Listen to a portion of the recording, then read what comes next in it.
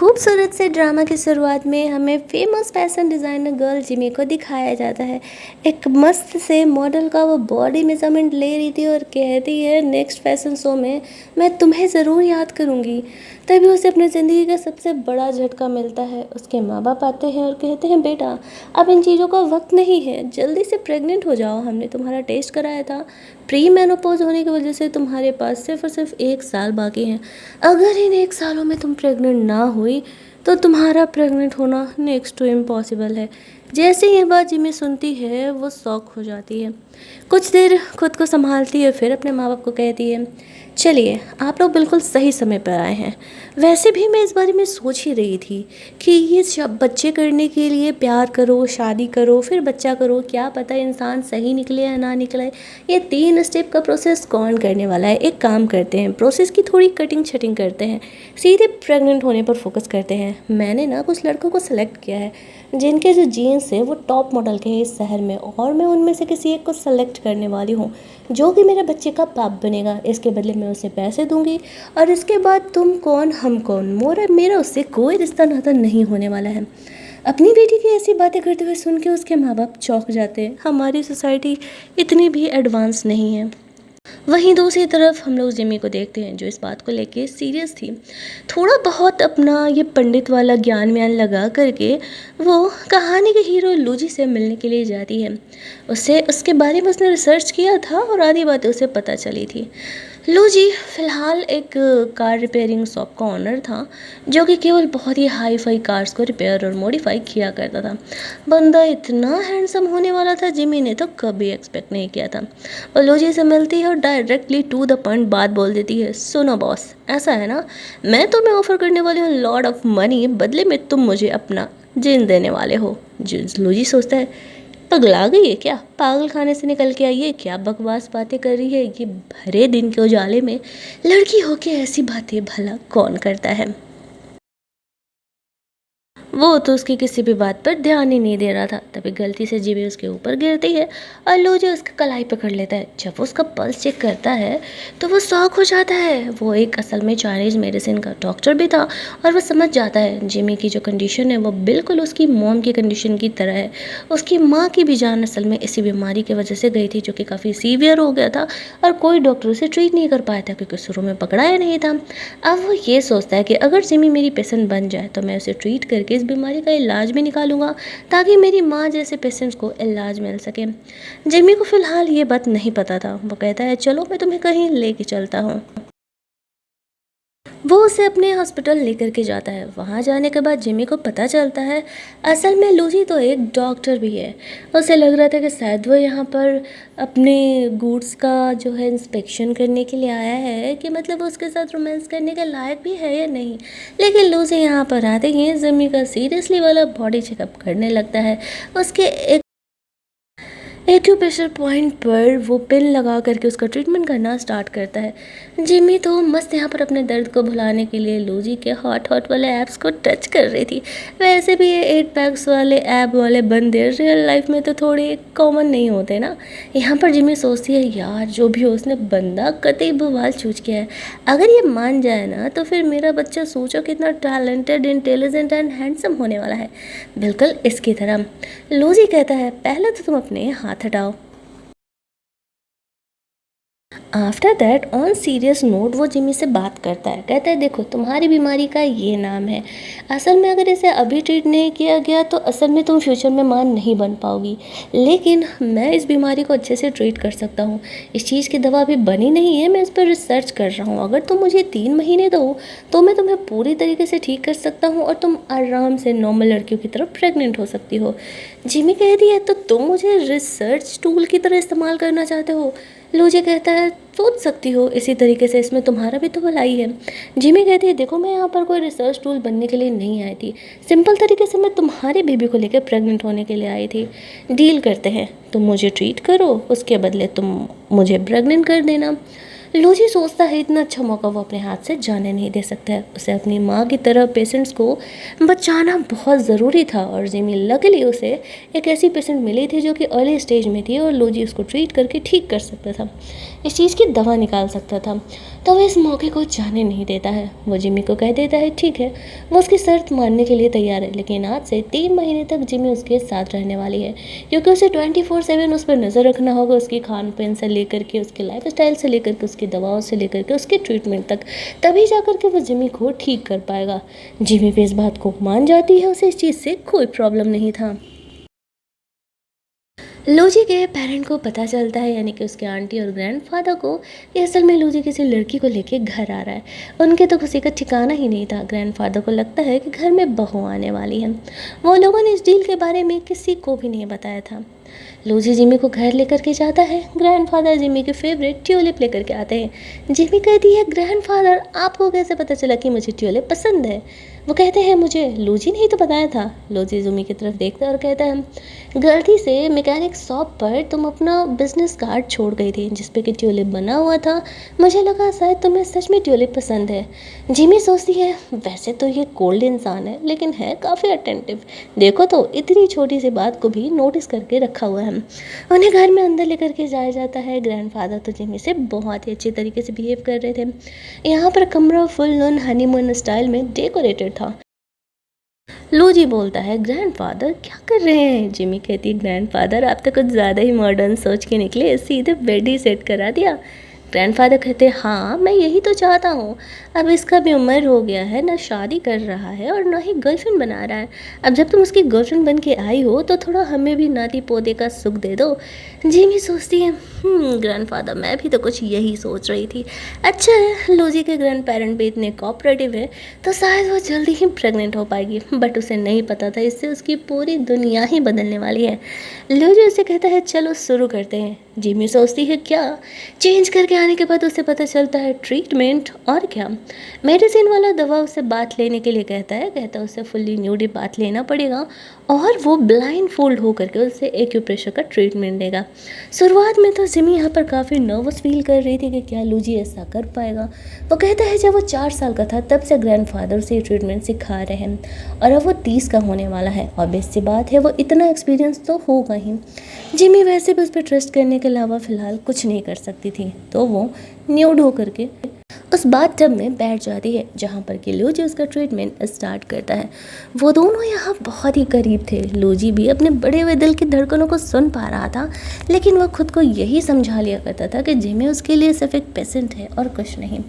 Jimmy तो full on romantic mood में थी, लेकिन लूजी यहाँ पर खुद को ट्रीटमेंट के लिए फोकस करके रखा हुआ था। ट्रीटमेंट के बाद वो उसे टॉफ़ी भी ऑफ़र करता है। जिमी सोचती है यार ये बंदा है तो केयरिंग, देखो तो सही कितना ख्याल रख रहा है। लूजी खुद के बढ़े हुए पल्स को चेक करता है और कहता है मुझे हो गया है। जिमी मेरे लिए सिर्फ पेशेंट है, मैं उसके लिए और कोई भी अलग थॉट्स नहीं रख सकता हूँ। वो बंदा अब खुद की ही फीलिंग से लड़ना स्टार्ट कर दिया था। अगले कुछ दिन का लगातार हमें सीन दिखाया जाता है जहाँ कभी सुबह एक्सरसाइज करने के लिए लूजी जिमी को जगाता तो कभी शाम की दवाओं के लिए जिमी लूजी को जगा दिया करती। दोनों साथ रह रहे थे बिल्कुल एक परफेक्ट कपल की तरह, एक दूसरे को परेशान करते रहते। वहीं लूजी डॉक्टर बन के जिमी का पूरे तरीके से ख्याल रखा हुआ था। धीरे धीरे जिमी रिकवर होना भी स्टार्ट हो गई थी। ग्रैंडफादर तो इन दोनों के बीच प्यार को देख करके खुश थे, लेकिन उन्हें नहीं पता था ये प्यार नहीं है, सिर्फ एक कॉपरेशन है। आज जब जिमी अपने ऑफिस लौटती है तो उसे पेरिस से कॉल आता है। उसे सोलो शो करने का मौका मिल गया था। वो बहुत ही एक्साइटेड थी। लूजी उसको सपोर्ट करते हुए कहता है मुझे पता था कि ऐसा होने वाला है, तुमने मुझे कहा था कुछ दिनों पहले, इसी वजह से मैंने तुम्हारा ट्रीटमेंट प्लान उसी हिसाब से शिफ्ट कर दिया है। यहाँ पर जिमी कहती है तुम कितने अंडरस्टैंडिंग हो, आज तक मुझे सारे लोग कहते थे या तो तुम जॉब कर सकती हो या तो बच्चे, लेकिन मुझे माँ बनने का सुख पाना था, इसी वजह से मैंने किसी से शादी नहीं की, वरना मुझे अपने लाइफ का वक्त उसे भी तो देना पड़ता। तुम सच में बहुत ही अंडरस्टैंडिंग है, देखो तुमने कितनी आसानी से मेरी इस मुसीबत को हल कर दिया। मैं वही सोच रही थी कि अगर मैं जाऊंगी वहाँ पर अपने सोलो ट्रिप के लिए तो फिर ट्रीटमेंट कैसे लेने वाली हूँ। लूजी को वो कहती है छेड़ते हुए तुम मेरी फिक्र में हो या फिर एज ए पेशेंट ट्रीट कर रहे हो। लूजी उसे कहता है तुम मेरे लिए सिर्फ पेशेंट हो और कुछ नहीं है। लेकिन जिमी भी यहाँ पर अब धीरे धीरे समझ रही थी कि वो उसे पेशेंट से ज़्यादा मानने लगा है। अगले कुछ दिनों बाद जिमी यहाँ पर जब लौट के आती है तो वो लूसी से कहती है, देखो मैंने प्लान बनाया, अब तुम अपना ट्रीटमेंट कर रहे हो तो लगे हाथ हम इस बारे में भी बात कर लेते हैं। तुम कौन सा प्लान अपनाना चाहोगे? पहला, बेबी करने का नेचुरल प्रोसेस जिसमें हमें कई बार ट्राई करना पड़ सकता है। दूसरा IVF। देखो मैं दोनों के लिए तैयार हूँ, मुझे कोई प्रॉब्लम नहीं है।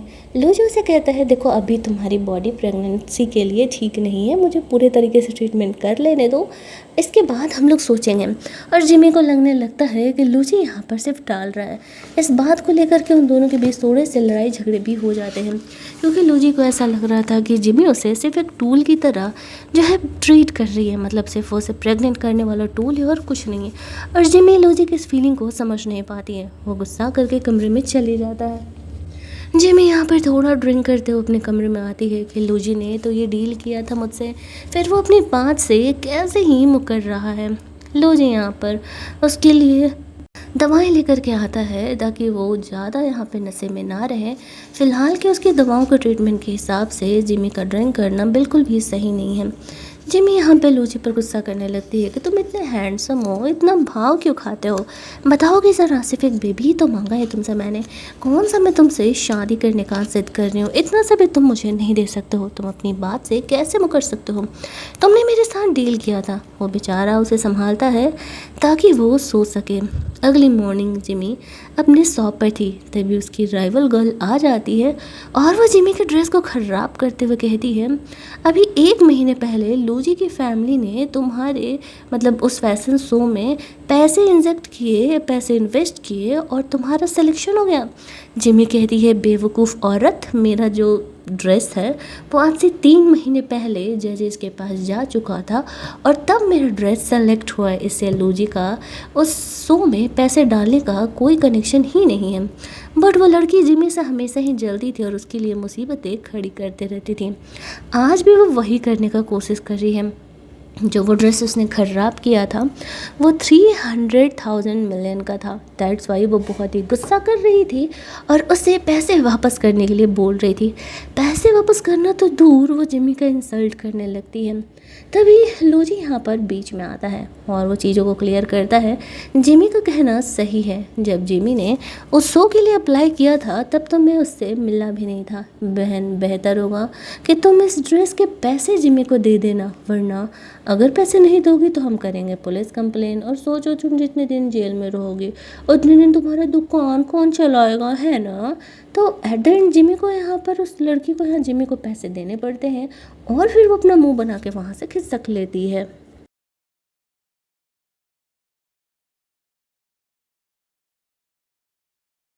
अगले दिन से जिमी को पता चलता है कि उस शो में रियल में पार्टिसिपेट करने के लिए ओल्ड मास्टर की मशीन से ही काम किया गया ड्रेसेज को शिफ्ट किया जाएगा। जिमी यहाँ पे नोटिस करती है उसका जो ओल्ड मास्टर का मशीन है वो तो पूरी तरीके से ख़राब हो चुका है और वो बनने भी नहीं वाला है। वहीं दूसरी तरफ हम लोग लूजी को देखते हैं।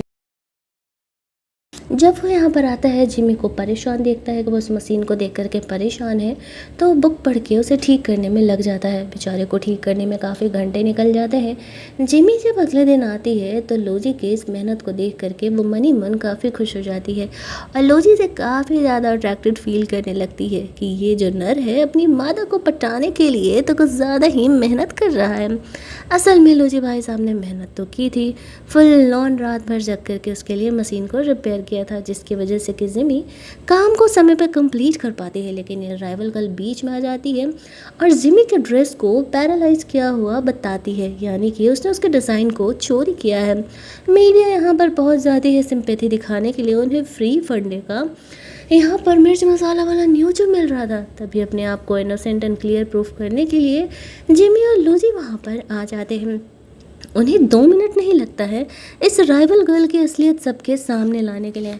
इतना बड़ा धमाकेदार न्यूज़ मिलने के बाद पहले तो जिमी के कैंडिडेचर को कैंसिल किया जाता है। अब वो फैशन शोज़ में पार्टिसिपेट नहीं कर पाएगी जो उसने कांड किया था उस वजह से। यहाँ पर लूजी के सपोर्ट की वजह से जिमी का ये मैटर थोड़ा जल्दी ही सॉर्ट आउट हो पाया था। अब लूजी को जिमी को ट्रीट करते हुए 2 महीने भी हो चुके थे। पेरिस वाला कंपटीशन भी वो जीत चुकी थी।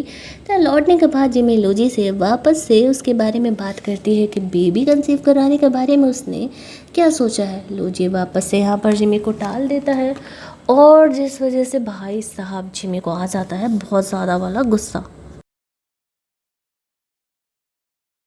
इधर लूजी भाई साहब खुद को समझा रहे थे, नहीं नहीं जिमी सिर्फ उसके लिए एक पेशेंट है, उससे ज़्यादा कुछ नहीं। लेकिन यहाँ पर तो वो खुद उसी के बारे में सोच रहा था, उसके नाम से अपनी डायरी में लिखे जा रहा था। साथ ही में वो जिमी के लिए कुछ दवाएं भी बना रहा था। इधर दूसरी तरफ जिमी सोचती है बहुत हो गया, अगर लूजी उसके साथ ये डील नहीं करने वाला है तो लड़कों की कमी नहीं है, वो किसी और लड़के को चूज़ करेगी और लूजी उसका ट्रीटमेंट करना चाहता है तो कर सकता है। तभी उससे उसके पड़ोसी के बेटे का कॉल आता है जिसका नाम यान था, जो फॉरेन पढ़ने के लिए गया हुआ था। वो और जिमी अच्छे दोस्त हुआ करते थे। कल वो जिमी को मिलने के लिए बुलाता है। जिमी और लूजी ट्रीटमेंट करके आते हैं। जिमी वहाँ से पूछती है कि बस शाम का ट्रीटमेंट नहीं ले पाएगी। वो अपने बचपन के दोस्त यान के साथ रेस्टोरेंट में खाने जा रही है। लूजी से कहता है कि ट्रीटमेंट हम लोग स्किप नहीं कर सकते हैं। जिमी उससे कहती है कहीं तुम्हें जलन तो नहीं हो रहा। लूजी कहता है भला मुझे जलन क्यों होगा, तुम मेरी पेशेंट हो, मैं तो बस तुम्हारे ट्रीटमेंट के लिए ही बोल रहा हूँ। जिमी कहती है ठीक है, मैं समय से वापस आ जाऊँगी। लूजी यहाँ पर उसे समझाता है क्या खाना है और उसे क्या नहीं खाना है, वरना उसका ट्रीटमेंट पूरी तरीके से बेकार जाने लगेगा। जिमी कहती है ठीक है, बस बात का ध्यान रखिएगी, जो चीज़ें यहाँ लूजी ने मना की हैं वो नहीं खाएगी। आफ्टर दैट जो लूजी था वो जिमी को जॉब पर छोड़ने के लिए जाता है। उसके लिए सूप वगैरह वो साथ में लेके आया था। तभी यान वहाँ पर एंट्री लेता है। यान काफ़ी हैंडसम था। जिमी यहाँ पर उससे मिलती है तो वो आके सीधे उसे गले से लगा लेता है। जिमी यहाँ पर थोड़ा ऑकवर्ड हो जाती है। यान और लूजी दोनों एक दूसरे से मिलते हैं। यान कहता हाँ वो तुम्हारे बारे में बताती रहती है। लूजी कहता है और उसने मुझे तुम्हारे बारे में कभी नहीं बताया। जिमी यहाँ पर समझ पा रही थी कि ये दोनों मस्त मस्त वाले लड़कों के बीच जो ये कोल्ड वार स्टार्ट हुआ है ना, वो साफ उसे दिख रहा है। हालांकि यान ने कभी सामने से जिमी को कन्फेस नहीं किया था, लेकिन उनका जो ये बिहेवियर था वो आज काफ़ी वियर्ड था। लूजी फिलहाल फिर अपने काम से निकल जाता है। जिमी और यान उसके शॉप में चले जाते हैं। शॉप में दोनों दोस्त आपस में बातें शादी चल रही थी। जिमी उसे क्लियरली कह लेती देख भाई, अब मैं लाइफ के इस मोड़ पर आ चुकी हूँ ना कि मुझे सिर्फ प्रेग्नेंट होने से मतलब है, एक मस्त लड़के के साथ कोई शादी वादी में मेरा इंटरेस्ट नहीं है। यान ये सुन के चौंक जाता है। वो समझ जाता है कि जिमी अब भी जल्दी है, वो लाइफ में अपनी मर्जी के हिसाब से काम करती है। जिमी उसे बताती है कि असल में लूजी उसका डॉक्टर है जो कि उसका ट्रीटमेंट भी कर रहा है। साथ ही में उसने उसे प्रॉमिस किया है कि बस अपने जीन्स देने वाला है ताकि वो प्रेग्नेंट हो सके। यान सोचता है ओ इसीलिए लूजी यहाँ पर इतना जिमी को लेकर के पॉजिटिव दिखा रहा था। फिलहाल तो वो उसे कुछ नहीं कहता है, सिर्फ अपने साथ डिनर पर चलने के लिए बोलता है। शाम में जब वो लोग डिनर पर जाते हैं तब उसे कहता है देखो जिस टाइप के तुम लड़का ढूंढ रही हूँ मैं भी उस ऑप्शन में आता हूँ, तो अगर तुम चाहो तो मुझे भी अपने ऑप्शन में रख सकते हो। यान की तरफ से ये बातें सुन करके जिमी थोड़ा चौंक जाती है। उसने कभी ये एक्सपेक्ट नहीं किया था। यान इनडायरेक्टली जिमी को अपनी बातें कह रहा था। वो उसे कहना चाह रहा था कि वो उसे पसंद करता है। फिर उस बात को मजाक में वो चेंज कर देता है, कहता है कि वो मजाक कर रहा था। इसी बगल वाले टेबल पे लूजी भी अपने दोस्तों के साथ बैठा हुआ था। उसे पता था कि जिमी किस रेस्टोरेंट में जाने वाली है, दैट्स वाई वो जानबूझ करके वहाँ पर आ गया था। जब वो यान को ये कहते हुए सुनता है कि वो लूजी को रिप्लेस कर सकती है, तब भाई साहब से कहाँ ही रह जाने वाला था। वो तुरंत ही अपने दोस्तों को छोड़ करके जिमी के पास पहुँच जाता है। जिमी कहती ओह व्हाट ए कोइंसिडेंट, तुम यहाँ क्या कर रहे हो। लूजी कहता है कोई कोइंसिडेंट नहीं है, मैं यहाँ अपने दोस्तों के साथ बैठ के खाना खा रहा था। लूजी और यान दोनों एक दूसरे को घूर रहे होते हैं। वो जिमी को कहता है तुमने वापस से क्यों क्रैब खाया, मैंने मना किया था ना। जिमी बहाना करने लगती है कि बस 1-2 ही तो खाए हैं। लूजी उसे कहता है देखो तुम्हें इंसान चेंज करने की ज़रूरत नहीं है, जब हमारे बीच डील हुई है तो मैं इस वादे को पूरा करूँगा। चलो अब ट्रीटमेंट कराने का वक्त हो गया है, चलते हैं। यान चाह करके भी जिमी को अपने साथ नहीं रोक पाया और लूजी हक से उसे अपने साथ लेकर के जाता है। घर जाने के बाद जिमी उसे कहती है, तुम सीरियस थे वो बंदा ना चेंज करने वाली बात को लेकर के? लूजी कहता है, मैंने कब तुमसे मजाक किया है, वो भी इस बारे में तो बिल्कुल भी नहीं, लेकिन फ़िलहाल नहीं। जैसा कि मैंने कहा है, जब तक तुम्हारा ट्रीटमेंट पूरी तरीके से कंप्लीट नहीं हो जाता, तुम्हारी बॉडी बैक टू नॉर्मल नहीं हो जाती है, तब तक इस बारे में हम सोचेंगे भी नहीं। जिमी को अब साफ नज़र आ रहा था कि लूजी उसका केयर कर रहा है। जो ये लगाए रखता है ना बातें कि वो उसकी फ़िक्र करता है जस्ट बिकॉज वो उसकी पेशेंट है, ये तो सिर्फ कहने की बातें हैं। वो उन सख्त लौंडों में से है जो कि अगर किसी से प्यार भी करते हैं तो अपने इमोशंस को जताने से डरते हैं। जिमी जब लूजी के इस पॉइंट को पकड़ लेती है ना, तो फिर उसे लूजी से कोई गिला शिकवा नहीं था। हालांकि वो इतनी भी बेवकूफ़ नहीं थी कि वो लूजी और रिहान दोनों की फीलिंग को ना देख सके। साफ तौर से उसे दिख रहा था कि चल क्या रहा है। इधर लूजी जिमी के लिए दवाओं को बना रहा था, लेकिन उसके माइंड में बार बार यान की कही गई बातें ही चल रहा था। वो सोचते उसे हो क्या रहा है। अगले दिन यान एक मशीन और ट्यूलिप लेकर के जिमी के शॉप के बाहर पहुंच जाता है। वहाँ पर वो उसे कहता है, देखो ऐसा है कि मैं तुम्हें पसंद करता हूँ, मैं सीधी तरीके से ये तुम्हें बताने के लिए आया हूँ। जिमी उससे कहती है, क्या कर रहे हो यार, तुम शुरुआत से मेरे बेस्ट फ्रेंड रहे हो, अब ऐसा करोगे तो कैसे चलेगा, मैं अपना दोस्त नहीं खोना चाहती। यान कहता है, ठीक है तुम रिजेक्ट करो, मुझे कोई प्रॉब्लम नहीं है, लेकिन मैं तुम्हें अपने साइड से परसू करते रहूँगा जब तक मुझे असल में नहीं लगता कि तुम मुझसे प्यार नहीं करोगी। जिमी कहती है, जिद बिल्कुल भी ठीक नहीं है, वरना हम हमारी दोस्ती भी खो देंगे। यान कहता है, मुझे पता है, वैसे भी मेरे कन्फेशन के बाद तो तुम ज़्यादा दिनों तक मुझसे दोस्ती रखने नहीं वाले हो, इसलिए अंत तक मैं तुम्हें परसों ही करूँगा। जिमी सोचती है ये लड़का बहुत ज़िद्दी है, मानने नहीं वाला है। बहाना करके वो वहाँ से खिसक लेती है। उसके जाते ही लूजी यहाँ पर आता है। वो और यान के बीच वापस से कोल्ड वॉर स्टार्ट हो जाता है। यान उसे क्लियरली कह देता है कि वो जिमी को परसू करने वाला है। जिमी उसकी बेस्ट फ्रेंड होने के साथ साथ अब उसकी प्यार भी होने वाली है। लूजी उसे कहता है, शायद तुम्हें पता नहीं है क्या, उसने कहा कि वो अपना बंदा नहीं चेंज करने वाली है। यान कहता है, वो तो वक्त बताएगा, जो ट्रीटमेंट तुम जिमी को दे रहे हो वही ट्रीटमेंट तो मैं भी उसे दे सकता हूँ। दोपहर में वो तीनों ही साथ में खाना खाने के लिए जाते हैं। यान अपने तरफ से अपना हॉस्पिटल जो खोला था उसमें जिमी को आने के लिए कहता है। और जिमी को एज हिज पेशेंट ट्रीट करने के लिए तैयार था। इस दवा पर, इस बीमारी पर वो काम कर रहा था, लेकिन लूजी उसे कहता है कि नहीं, इंग्लिश दवाइयाँ बॉडी को हर्ट करती है और मैं तुम्हारा ट्रीटमेंट ज़्यादा अच्छे तरीके से कर सकता हूँ। यानी कि दोनों ही आपस में लड़ रहे थे, जिमी को टेस्टी फूड खिलाने के लिए, उससे अपना ट्रीटमेंट देने के लिए। शुरुआत में जिमी झेल रही थी, बट एट द एंड उसे बहुत ही गुस्सा आ जाता है। वो उन दोनों से कहती है कि मैं कोई ट्रॉफी नहीं हूँ जो तुम दोनों मुझे जीतना चाहते हो खुद को प्रूव करने के लिए। बहुत हो गया बकवास, मुझे ये ड्रामाबाजी लाइफ में नहीं चाहिए और मैं डिसाइड करूँगी कि मुझे किससे ट्रीटमेंट लेना है। आज का खाना यहीं ख़त्म होता है। और वो गुस्से में उठ के वहाँ से जाने लगती है। तब लूजी उसके पीछे जाता है। वो इतना जलस था कि सीधे वो जिमी को किस कर लेता है, लेकिन उसके बाद क्या करना है उसे तो खुद भी नहीं पता था। वो जिमी को कहता है, मुझे नहीं पता कि मुझे क्या हो रहा है, लेकिन मुझे बहुत ही जेलसी फील होती है, मेरा हार्ट बीट बढ़ा रहता है, बॉडी टेम्परेचर बढ़ जाता है जब भी मैं तुम्हें किसी और के साथ देखता हूँ। जिमी हंसते हुए कहती है, ढक्कन इसे प्यार कहते हैं, जो कि तुम्हें मुझे हो गया है। डोंट वरी, मैं यहाँ पर तुम्हें बताऊँगी। वैसे तो लूजी मेन लीड था, लेकिन सच कहूँ तो मुझे बेचारे यान के लिए थोड़ा बुरा लग रहा था। वो बेचारा जिमी से प्यार करता था और उसे बरसों तक करने का मौका नहीं मिला। मेन लीड की किस्मत अच्छी होती है, सेकंड मेन लीड की किस्मत इतनी बुरी होती है, उसे कभी भी बंदियाँ नहीं मिलती हैं।